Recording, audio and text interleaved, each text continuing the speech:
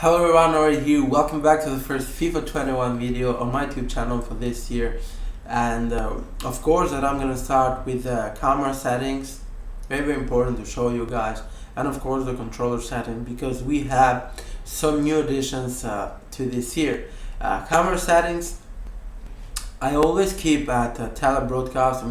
I changed to tele-broadcast the first two, then camera settings changed to custom, camera height 20, and camera zoom 0.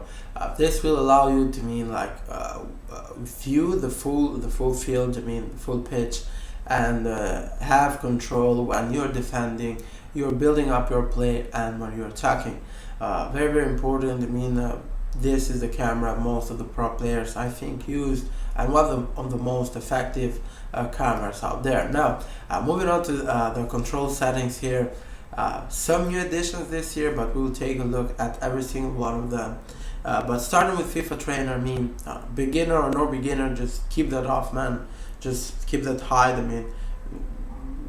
One of the features that you don't want to mess, because you don't want arrows and stuff like that on your screen. Time finishing was big in FIFA 19, FIFA 20 it wasn't, FIFA 21 it looks like that. You can score in every single way. You don't need time finishing to score.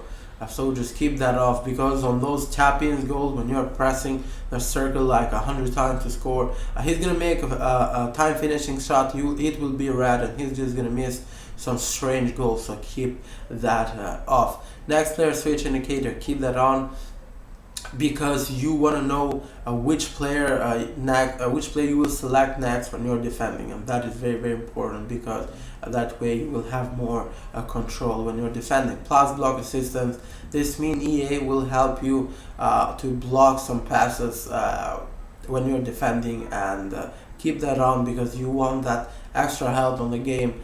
And it's just one of the features that you want to keep on. Now, auto switching, even if you are a beginner, I want you to learn it the right way, and the right way is on air balls and loose balls, because you just want to have control of your defenders, and because if you keep them at auto, EA will switch it for you strangely.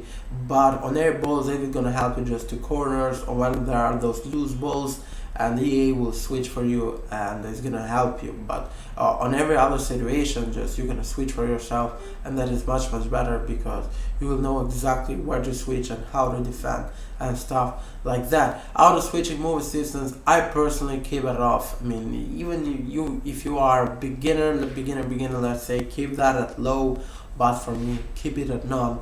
Try to take control of everything you do by yourself. Jockey, very important feature. Jockey is with the left trigger here. When you are defending, that the player is doing the movement, try to keep that assisted, because EA will help you, and you will just give directional to your players whenever your opponent is attacking, so whenever you are trying to defending.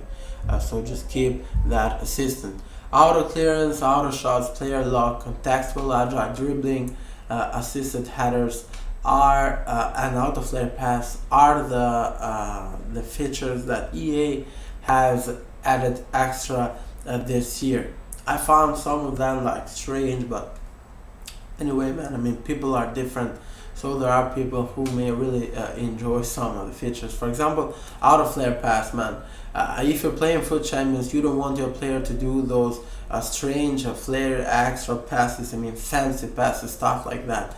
Me personally, I will always keep that off. I just want to play simple football, just try to play simple, score goals, and have fun. You don't want on an incredible strong position that you want to tie out the game, your player make like a fancy pass or a flick pass, stuff like that. You don't want to have that on your game when you're playing, so just keep that off. Auto clearance, keep that on those tight situations in your area. After a corner kick, when the ball is just on your area, your EA will switch with a clear for you, and that is something very good, to have, because it can only help you. Auto shots, I don't see the point to leave that at on, just leave that at off, no point for EA to take control even at your shots, so just leave that at off.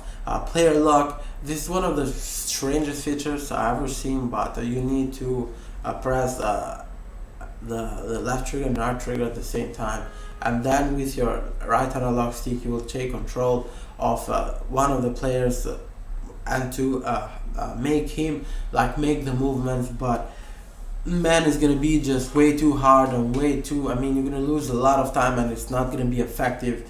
So whatever you keep that on and off, I don't think that it will matter a lot, but just keep that off, and I mean, don't mess too much with that. Contextual agile dribbling, I think this is something that has to do when you are with only your left stick, and EA will make that extra move, and that is something like fantastic. For example, you are using Lionel Messi, I mean, and you're trying with your left stick just movement, and EA will make that, I mean, like that extra move that Messi can do on their own. So keep that on, because most of the times that will help you. Assisted headers when you're making a pass with a header or you're shooting, you want that extra help from EA, I mean, to give the directional whatever header is gonna go. So keep that assisted. It's gonna be sorry, it's gonna be very effective, because it will help you a lot. And yeah, this is gonna be pretty much it from the 6 new additions that EA added. Now we're gonna jump on very quickly to the other settings, man, because they used to work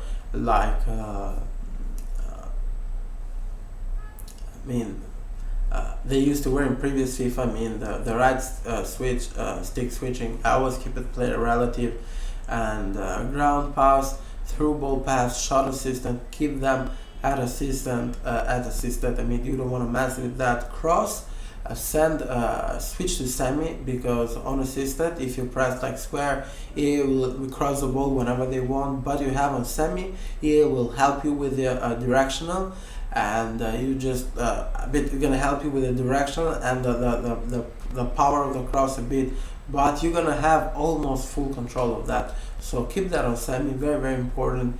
And lob crosses and save assistance, keep that at assistant. Don't really mess with that, man. I mean, that is just strange features. And analog sprint, keep that on. Never understood what that really is, but keep that on. And tactical defending, of course, when you're defending. And pass lock receiver has to be at late.